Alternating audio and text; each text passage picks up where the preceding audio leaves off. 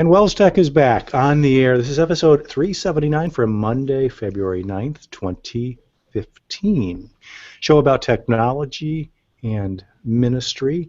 And Sally Draper joins me as usual from New Ulm, Minnesota, in the lovely confines of Martin Luther College. I was able to visit a couple weeks ago, saw your luxurious offices there, Sally. Yep, I'm blessed to be here at MLC working, wearing a lot of different hats, working for Senate as well as doing some work for MLC and involved with the good people here and all the happenings on campus. It's a great place to be. Great place to be in February as we look forward to springtime. I saw all kinds of springtime decorations in the stores this weekend. Must be coming soon. It was nice to kind of get out of Dodge, as they say. I went down to El Paso last week, as those who were tuning in maybe noticed nice 60-degree temperatures. I could drive in the car and the sun would shine through the windshield there and feel the warmth on my face. That was a refreshing change.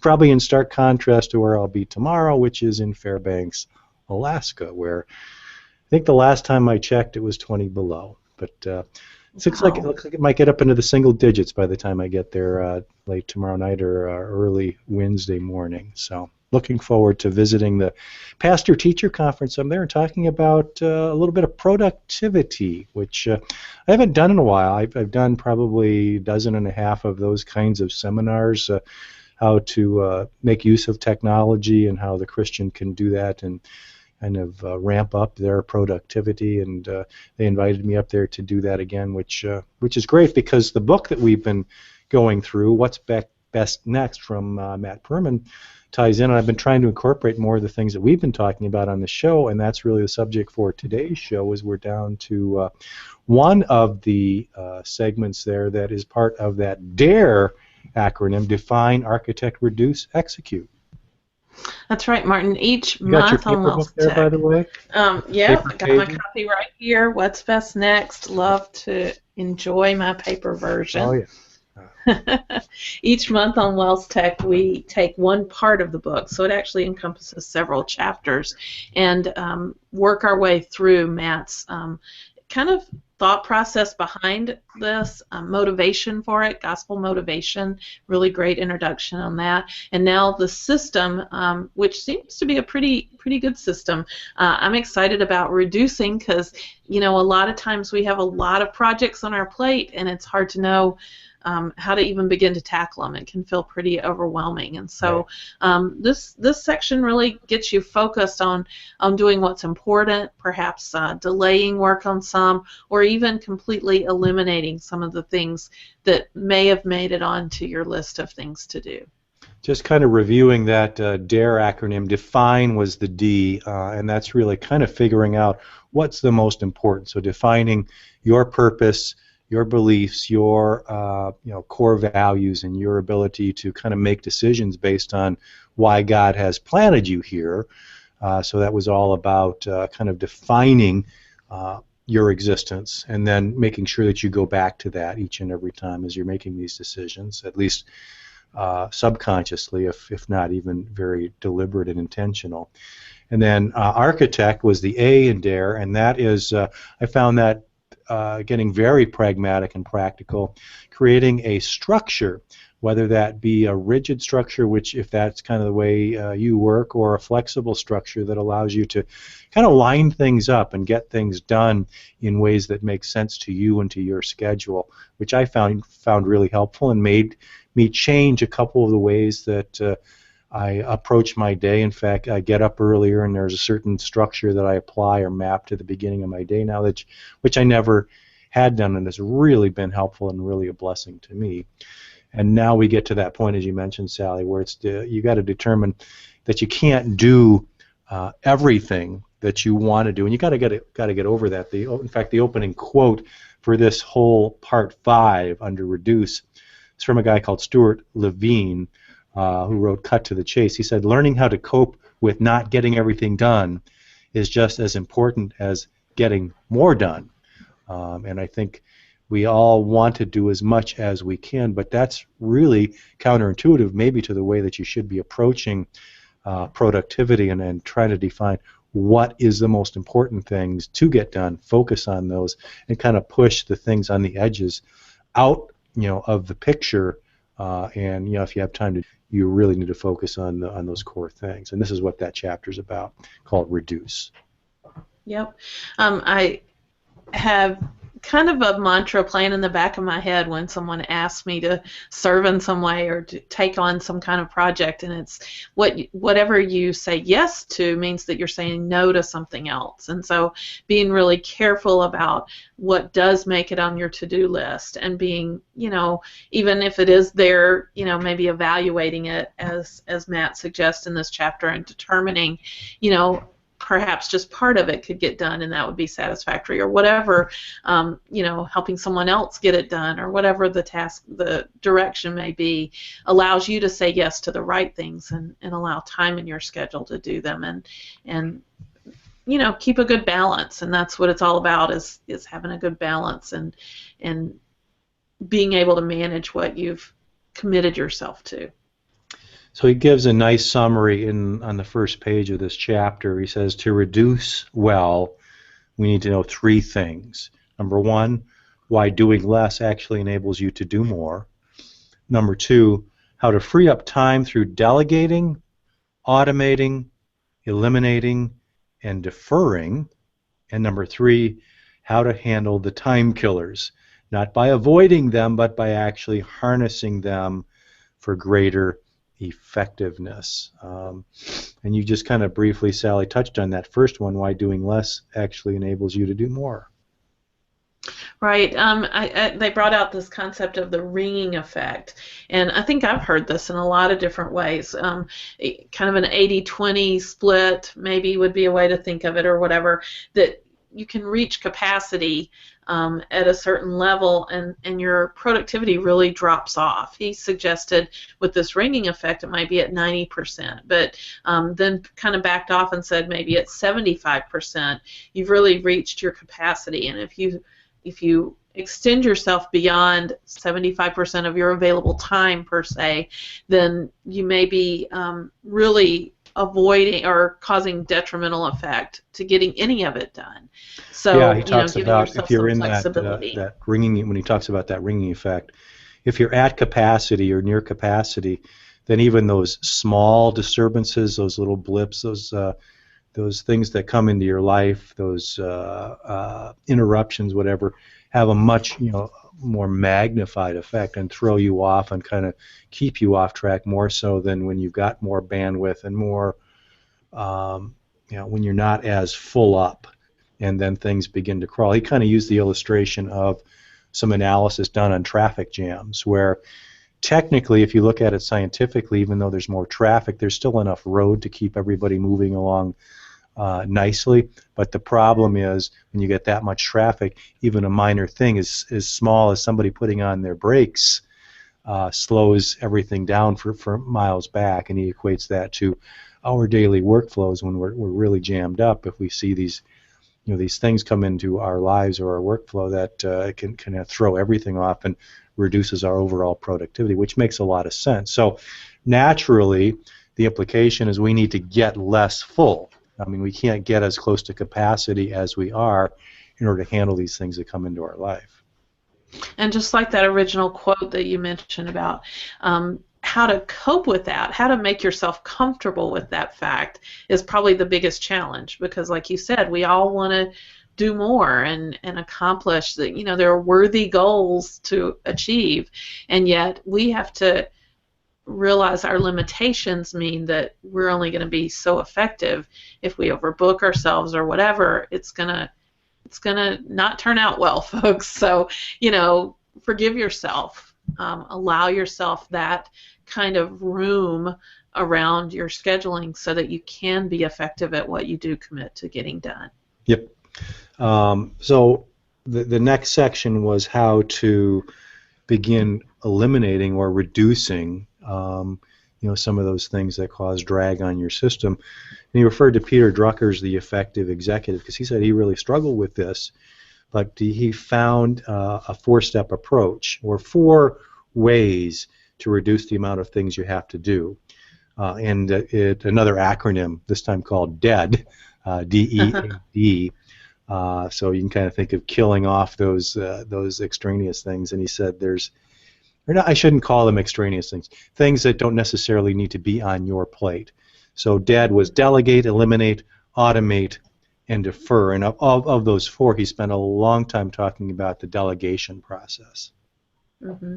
And this was interesting to me. I think different people are going to take this from different perspectives.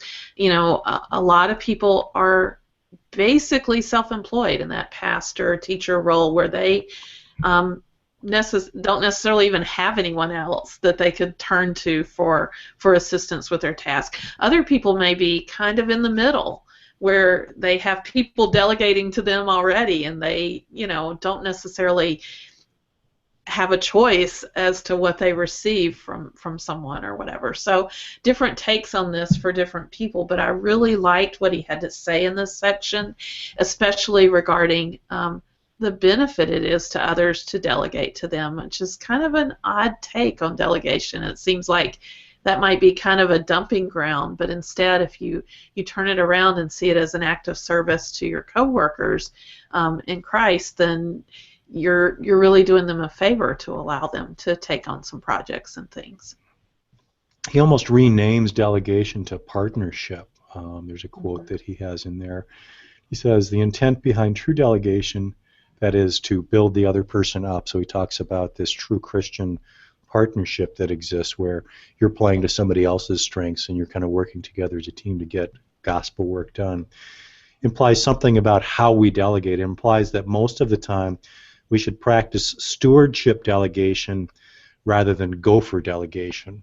So rather than just saying, well, I don't want to do this, can I find somebody else to do it? Really, it's a stewardship process where you're trying to figure out, let's play to everybody's strengths, let's make sure that everybody's optimized for service, and that's how you delegate, rather than just kind of pick the things that you don't want to do, find the things that maybe you're not good at or somebody is better at, and involve them in this partnership called stewardship delegation.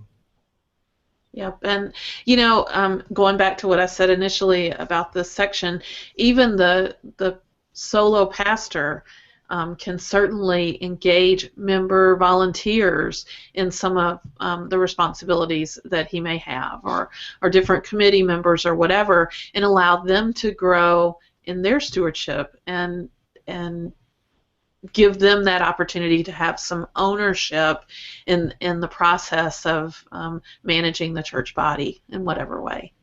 Yeah, and he talks a little bit about this boss-employee relationship and who's doing the delegating and who's being delegated work. And there's a little section titled, The Manager is a Source of Help, Not a Boss. So when you're practicing the stewardship delegation, you're really kind of letting somebody else do this, but then you become a valuable resource in that process. So you are helping them, you are understanding that there may be some things that they may need from you. But he also, in the next chapter or the next paragraph, talks about giving that away and allowing whoever it is that you're delegating the responsibility to true ownership, so that you're not micromanaging, but you're saying, hey, you can own this, you do it whatever way you think is best, because I trust the fact that you have probably better skills to take care of this the best way than I do. And I'm here to testify. Can't let this section go by without saying that I have a boss that does just that. So thank you, Martin, for modeling that behavior, because it's really nice to take ownership. How people perceived my delegating, whether it was managing. Make them read this book. Yeah, exactly. Yeah. But yeah, it is. Go ahead. I'm sorry. I'm just going to say it does build someone up to have that pride of ownership, and this is mine, and I'm gonna shine here. I'm gonna have the opportunity to show what I can do with this project or whatever. So the E in DEAD, which is how he suggests we reduce, is elimination. So that's just not picking things, picking some things just not to do. But it's kind of an equation here where it's not just that you're picking some things not to do, but the things that you do decide to do, make sure you're doing the right part of them. So you're really kind of skimming through some of the fringe stuff and really saying, this is the most important part of this thing that I'm doing. And one thing that I really pulled out of this that I'm going to try and implement in my own workflow is really examining the task.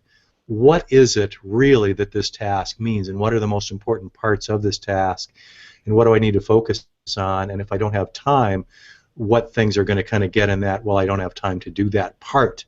But you only can do that if you really think through your tasks. And you can only really think through your tasks if you have time to do that. You can't just kind of go to your list and say, well, I'm going to do this one next. You have to look at your list and analyze the task list and ask the question, well, what does this mean? And then kind of think through it. So there really is a process that you need to apply. It's not just going down a checklist. There's a process for picking a task and saying, well, this is what this task is, and this is what is really most important about it. Right. He also brought out in this section something called Parkinson's Law, which I thought was really interesting. Basically, that tasks expand to fill the time that you have available. So sometimes it might be good to give yourself less time, and not that procrastination is good, but that if you schedule things in such a way that you have a set period of time to get the task done, perhaps a little less than optimal even, it's going to get done to the extent it gets done in that period of time. And sometimes that fire is kind of lit under you, and maybe some creative results come out of having just a little bit less than optimal amount of time to do something. You know, I function this way a lot, Martin. I don't know about you, but I call myself the just-in-time girl, and I'm finally here. I'm finally able to focus on this project, whatever it may be, and I have this amount of time, and somehow I manage to just push through and get the important stuff done. So that one is one that I do make use of quite often. Yeah. The A in DEAD is automation, and I kind of gravitate toward this because a lot of the ways you automate are through technology, and there are a lot of different ways. But one like personal example he uses is automated banking, where you can make recurring payments through your bank. And I do this all the time, where I'm saying, well, if I've got payments to make on a car or a mortgage or whatever, I don't want to have to think about that each week or each month and write up a check, or actually even go into my banking software and make sure that gets done. Those are kind of the things that you can automate. There's all kinds of ways you can automate processing email and scheduling meetings. That's another thing where meeting management is just a nightmare, especially if you're trying to coordinate many different schedules. But there are automated ways to do that, and there are tools that allow that automation. So those are great examples of how to eliminate some of those laborious things that take up a lot of time, and that's automation. Martin, I'm going to pause and just make mention your microphone just went a little wonky right when you started speaking just now. I don't know if anyone's watching and able to comment if they're hearing that as well. Yep, can you still hear me? It sounds like it did in our original attempt. Very staticky. I don't know if you got a short in something or what. Let me see if I can switch. Let me switch microphones so we don't have to end the broadcast here. Okay, I'm going to keep talking about the D in DEAD, and that's defer. So some projects are just not worthy of being eliminated. They're worthy projects, and you want to get to them eventually, but it is important to be able to defer them at times, save them for later, but don't just put them in a black hole list of whenever I get to it, because more than likely you won't get to it if that's the case. It's good to time activate things, so put it on your calendar as a reminder for next week or next month or whatever it may be, so that they don't get lost, that those good ideas do come back up, resurface in front of you so that you can address them in the future. Okay. Audio any better? Sounds good, Martin. Okay, switched microphones there. I don't know what the deal is. My Yeti Blue microphone. So we will proceed this way. Last of our DEAD acronym is the final D, and that's deferring. And that is a very common practice, although there's a couple of caveats there about how to push things for later. He said you might do this by putting the item on a list, your project list, or your next action list, or your someday maybe list, and it's captured for when you are able to get to it. I think the way I use deferred is just to make sure it gets in a place I can come back to it, so that I will not forget it. So that's really where that system approach comes in. You really need the ability to put your mind at ease, know that, hey, I've read this and I've made a decision about what I'm going to do. I'm not going to do it now, but I'm going to do it later, and I know I can trust my system to bring it back into the forefront. Very good.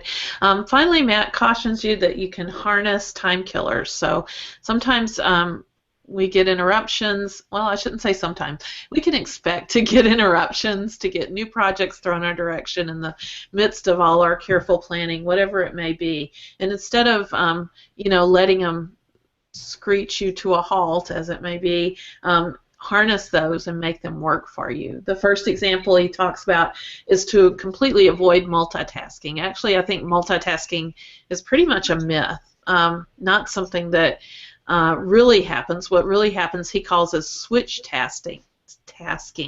So instead of working on multiple things at once, you're stopping your thought process on one thing to focus it on something else. And that starting and stopping of your thought process really does waste a lot of time.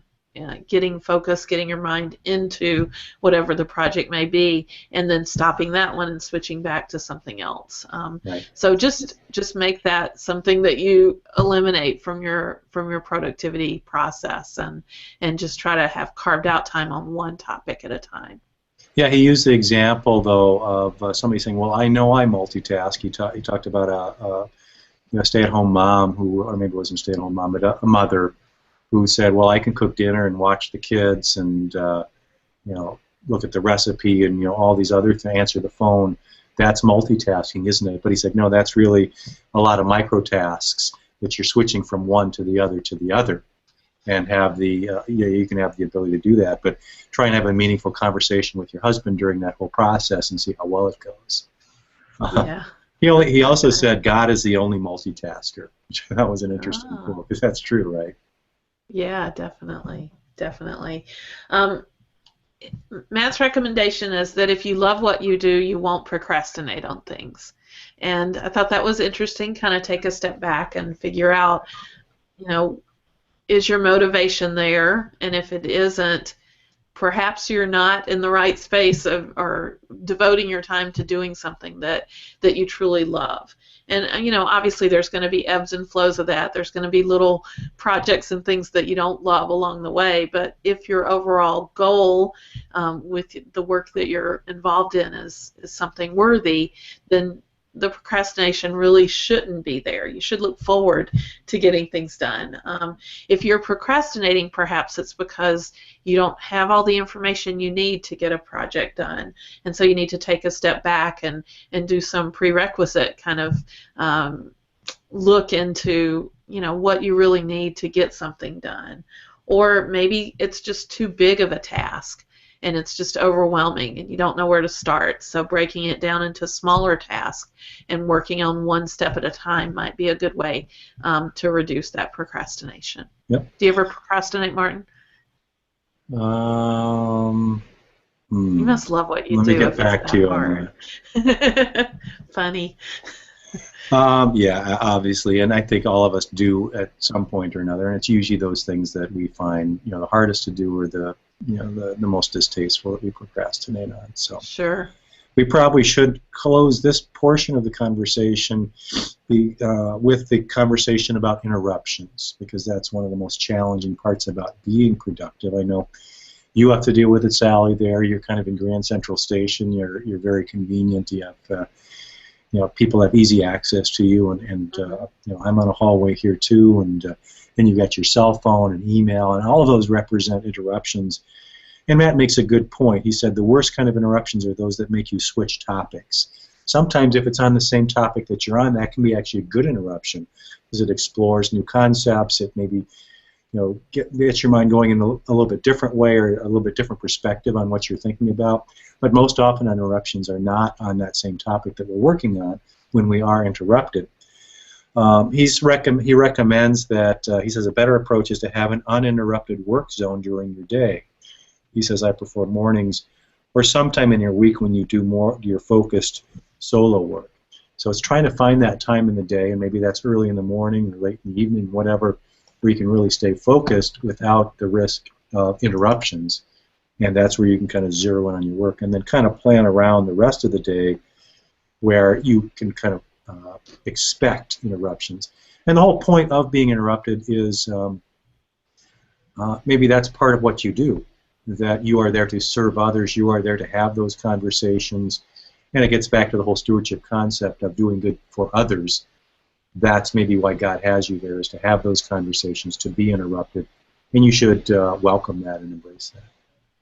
You know, my mind kind of went to a parallel of this concept, and that is, there are people that are offended when there's children in church, or loud children in church, or whatever, and they think church isn't the place for children, or whatever it may be, and that's so wrong, because we want to grow their faith, and they're our future church leaders and things. So, seeing them as an interruption or whatever is not looking at them from the context that we're there to serve them and to grow their faith through the Word of God as well. So just kind of taking the situation and turning it around and seeing the stewardship opportunity that is there is a really great and positive way to look at it. Good chapter. I really enjoyed this. Very practical. I'm going to try and incorporate a few of these concepts into my presentations. And I've already kind of went through the rest of the book, especially the execute chapter, which has some very more practical advice. So more good things to come next month when we finish up the dare, which is execute. Excellent. Sally, should we move along to ministry resources? Yeah, time for me to share my screen. Those of you that are watching the video will see the Internet Toolbox for Churches. We tagged an article this week about Better Church website and how to create website material. So the author gives some real good ideas for that important component of your website, the content on your website. Know your why, empathize, work with what you've got, read a lot. It's what you say, not how long you take to say it. Avoid traps and learn from what works. There's some other things in this article as well. A good read and some good motivation for your own church or school website and keeping that content up to date. And I'll just make mention at this point that we have an ebook, Martin. You and I collaborated a few summers ago to write church and school website content, an ebook that's available in multiple formats, easy to download and read on your electronic device of choice. So if you're looking for some oomph behind your content on your website, this might be a great place to start as well. Very good. News and tech, couple things that were on our radar this week. One of them is Amazon is opening its very own stores, brick and mortar stores. That's right. They opened up on the campus of Purdue University in Indiana, and so students can go there and order all kinds of things. They can get free delivery to the store, so they don't have to pay any shipping expenses, that kind of thing. Just a convenient, secure spot to pick up stuff whenever is convenient for students and that kind of thing.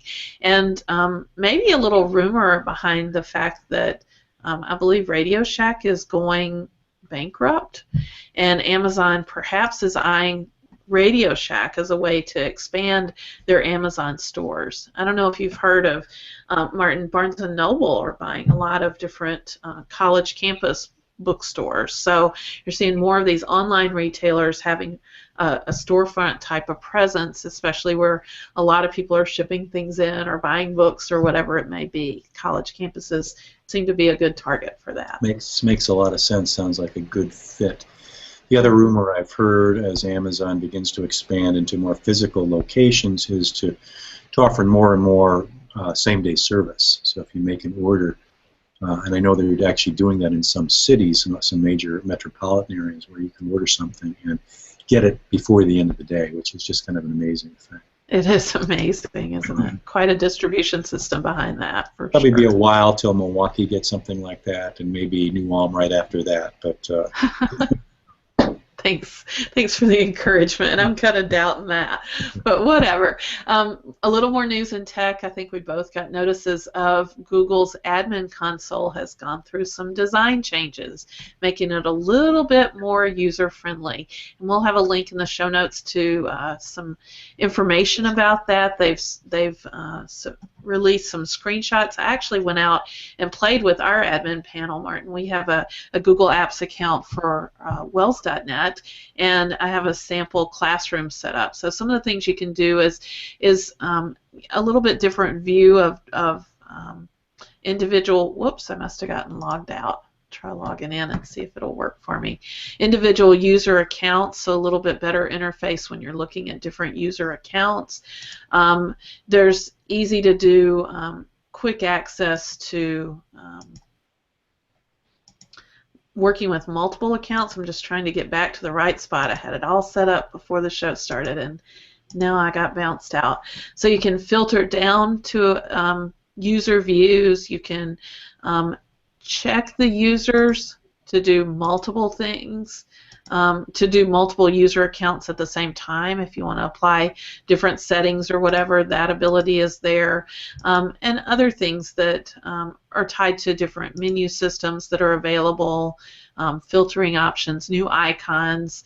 The main menu is tucked away in that hamburger icon that is becoming more and more useful, especially on mobile views and things like that. So lots of improvements with the interface of Google Apps administration, and welcome improvements, I'm sure. Those of you that work in Google Apps know that sometimes it's kind of hard to find things as an administrator. So hopefully these changes are making it a lot more intuitive for the users of Google Apps administration panel. All right, so that is our news in tech. Finally, to one of our favorite segments of the show, our tips and or picks of the week. And Sally, I kind of like your pick.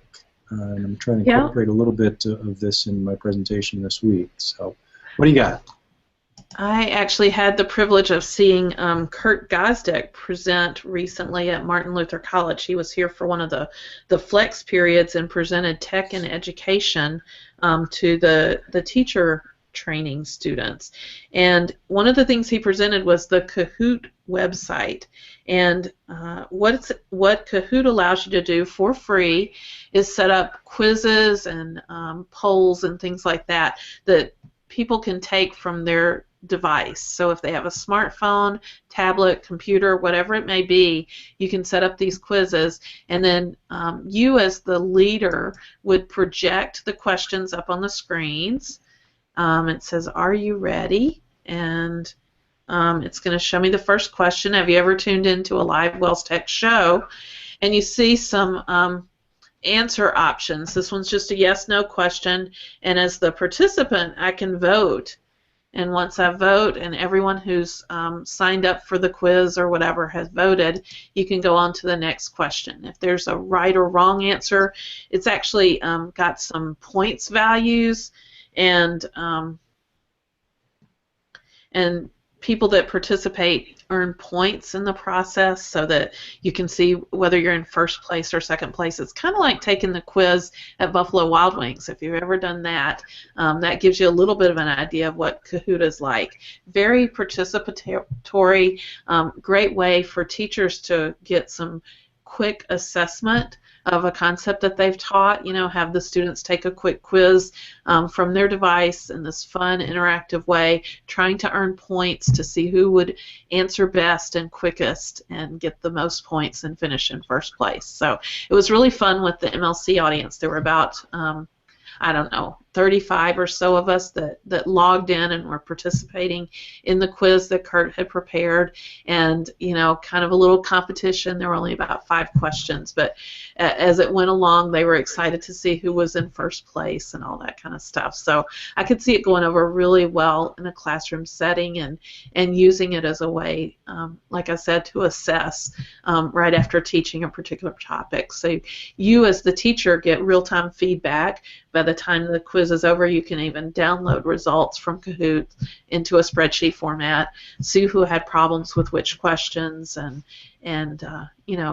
kind of gauge your teaching and support of the students based on that feedback. So looks like a great tool for the classroom. Kurt did a great job demonstrating it the other day as well. So is there a teacher mode where you can kind of say who can get in or not, or it's just kind of the quick, here's the code, get in? Right. As you launch it, as you launch it, you get that PIN code, and the students type that into their device.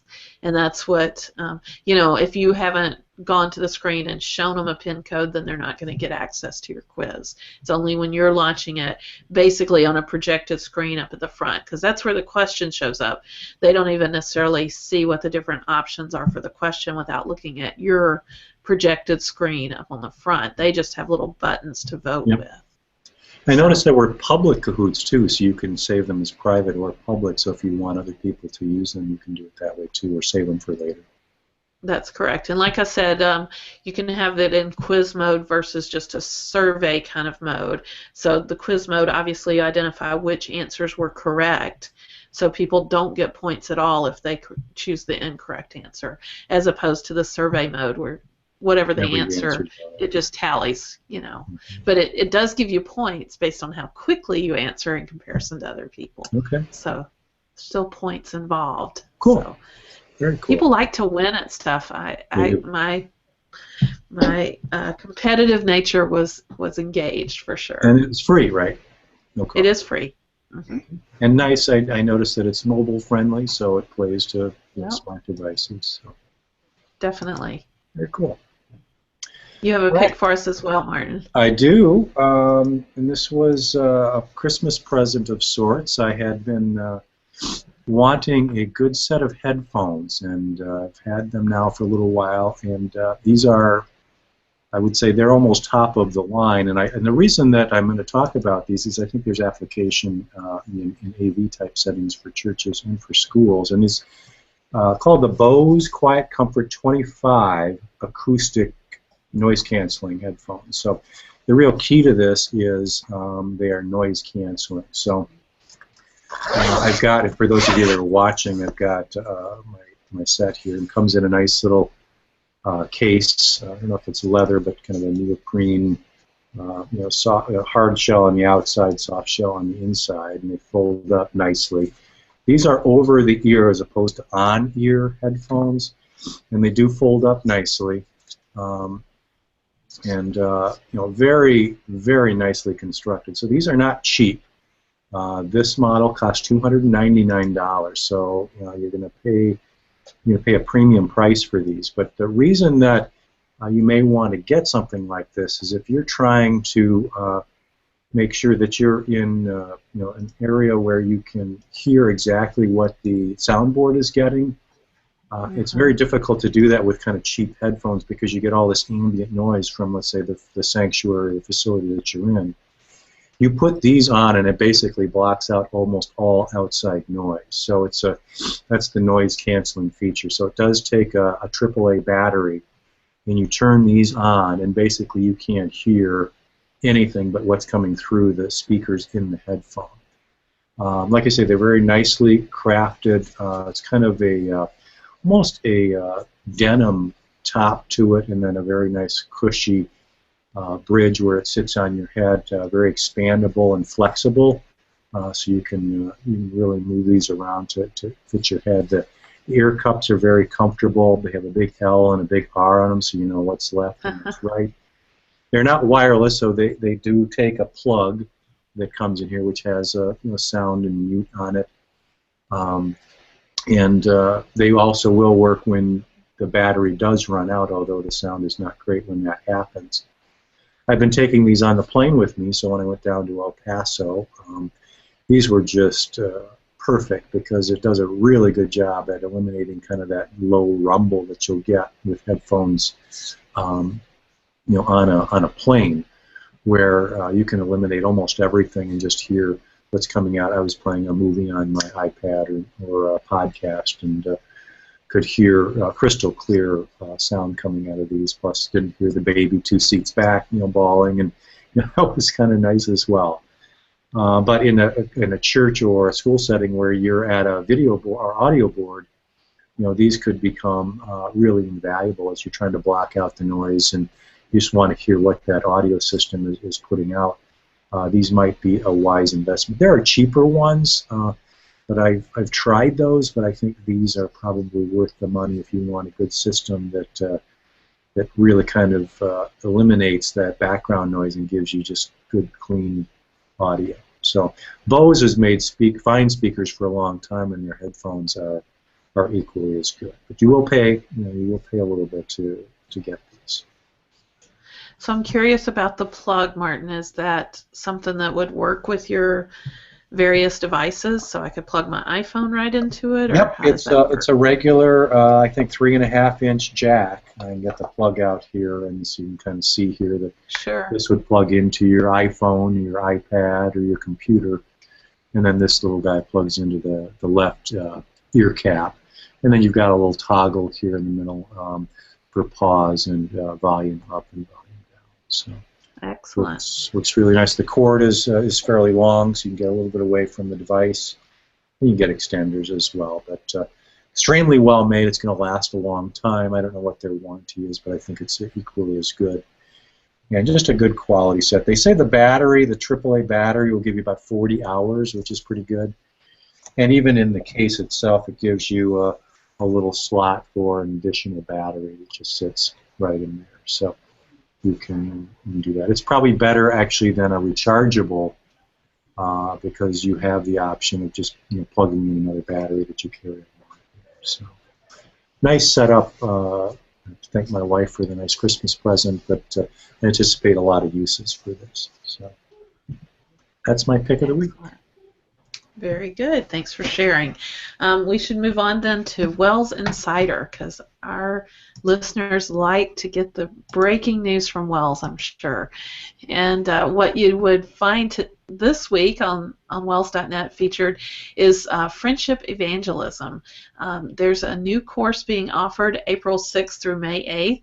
It's an online course kind of managed through Martin Luther College, and it's being led by Pastor John Huebner, focusing on friendship evangelism. It looks like it'll cover a lot of different topics, and they're going to do it using Moodle as the platform, and there's some registration fees and things like that, but it is one of 3 courses that are now making up an evangelism certificate program through Martin Luther College. So, excuse me, all the information you need to know will be on the link that we include in the show notes, and you certainly could get registered from there. There's an easy link to get registered. So check it out, Online Friendship Evangelism course.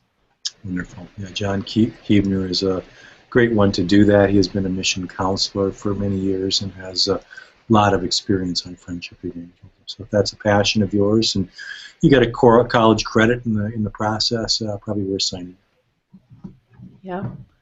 Sally, you want to talk about Wells Tech Conference? I would love to. We have a little conference coming up this summer, July 9th through 11th, and you can register now. Our registration is live.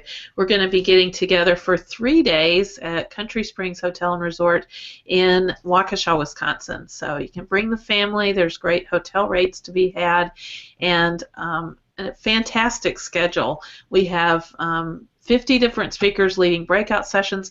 We also have a good lineup of pre-conference workshops with speakers coming in to talk about productivity, WordPress, smart boards, Logos, Google Apps, and Final Web. So if you'd like some hands-on training at a really affordable price, our pre-conference sessions are $29 for each half-day session, so $58 for the whole day, and you can walk away with hands-on experience in different software applications and things. So again, come on over to the Wells Tech Conference site. It's at wells.net/WellsTechConf, and check out the registration page for lots and lots of opportunities for learning something new this summer to help your technology and ministry efforts. Very good.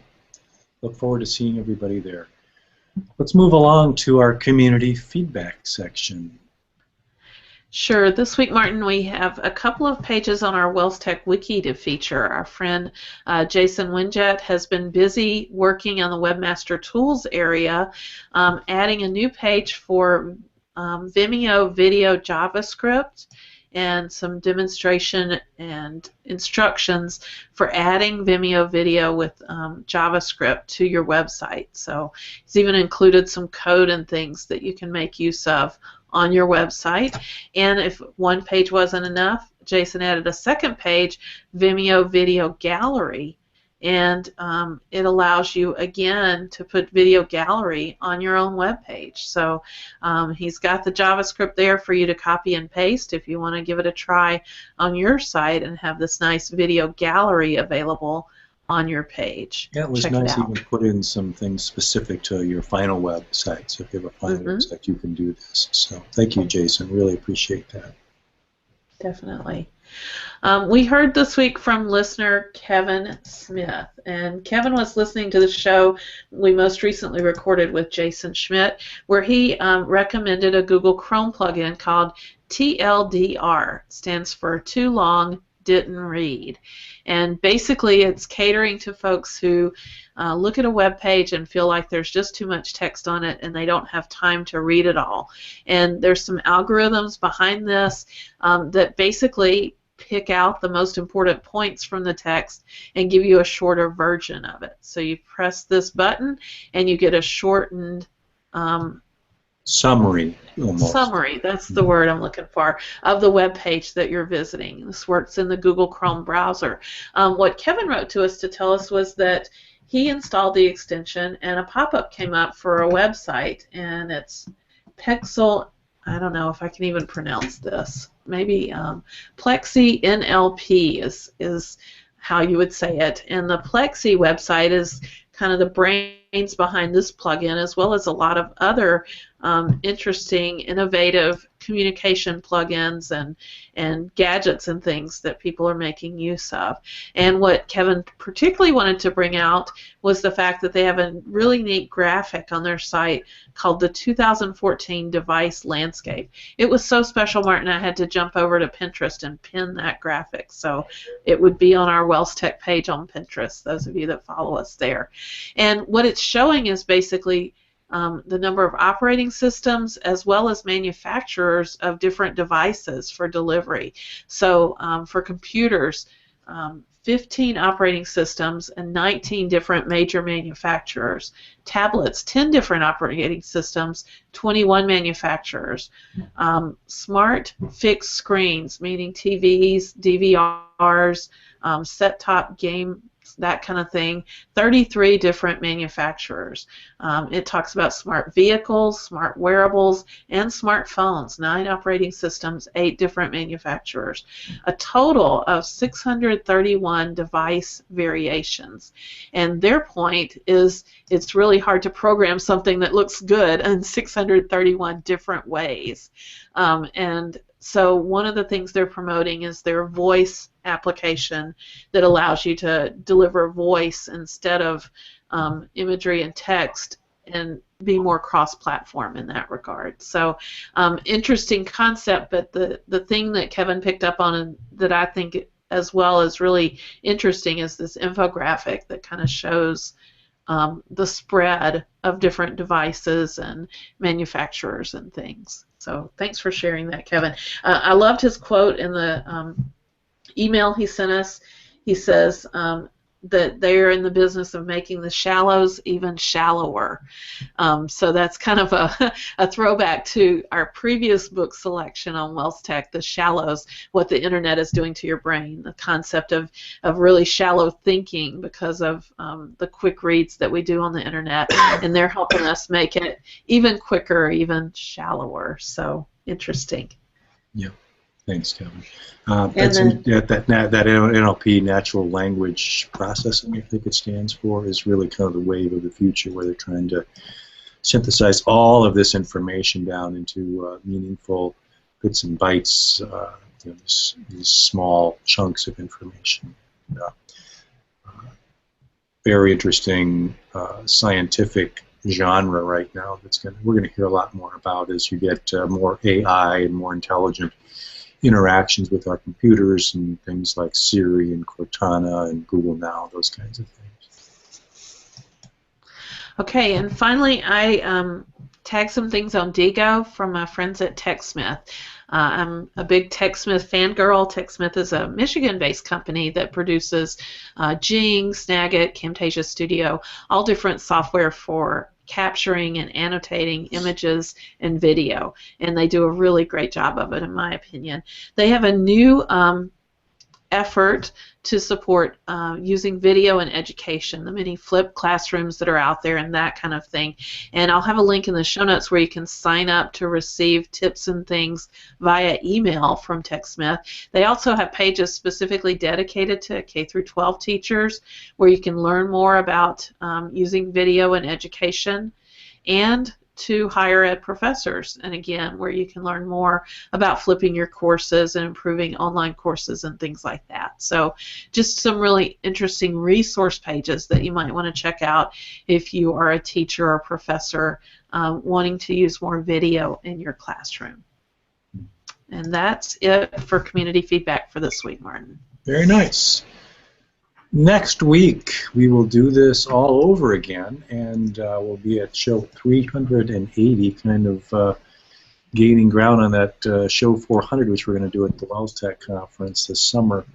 And we thought that we'd spend a little bit of time talking about how to manage projects. We talked a little bit about productivity this week, and project management is a part of that, but technology has made this easier, and we hope to have some expertise join us and talk about some experiences with a tool called Trello. I was just down in El Paso this past week, and that is what they use to manage all of their publishing or translation projects, to get it in from English to whatever language they ultimately publish the book in, and they found some great uses for Trello. We'll talk about the tool you and I, Sal, use for task management, which is Wrike. We'll talk about Mind Manager, which we've talked about in the past. Everything project management, and we all are involved with projects in one way or another, and we need to manage them. So that's going to be coming up next week. Good tie-in to our conversation this week too. So, got to have a tool to make it all work. We have a featured video for this week's show to close it out, and it ties back to our news and tech, where I talked about Google Apps administration panel being rejuvenated with some new icons and different interface changes. And they actually have a video for us to watch so that we can see it in action. So we will use that video as our featured video of the week and add it to our product demos playlist for Wells Tech. Very nice. If you'd like to contribute, and we wish you would, go to wellstech.wells.net, visit our show notes page, and leave a comment there, or send us an email, wellstech@wells.net, or you certainly have opportunity to visit any of the social network places that we're a part of: Facebook, Twitter, Pinterest, Google+, the listserv, Diigo. All those places you will find Wells Tech, and we'd love to converse with you there and share your experience with everybody else, or your questions or your comments. So please take advantage of those opportunities and join the conversation. Again, we will be back next week at our regular time. If you'd like to tune in live, that's 4 o'clock Central Time every Tuesday afternoon, except for today, of course. We do our best to kind of keep that schedule so that you can plan on it, and one of the neat things about joining us live is you can ask questions or make comments right on the show and kind of make a difference in what Sally and I talk about through the Q&A section that lives within Google Hangouts. Sally, that's going to about do it. Thanks for all your work, as usual. Well done. And Thanks for delegating it to me, Martin, and giving me a chance to do that. I've empowered you. I've partnered. That's right, for sure. So we will talk to all of you next week. Blessings on your week.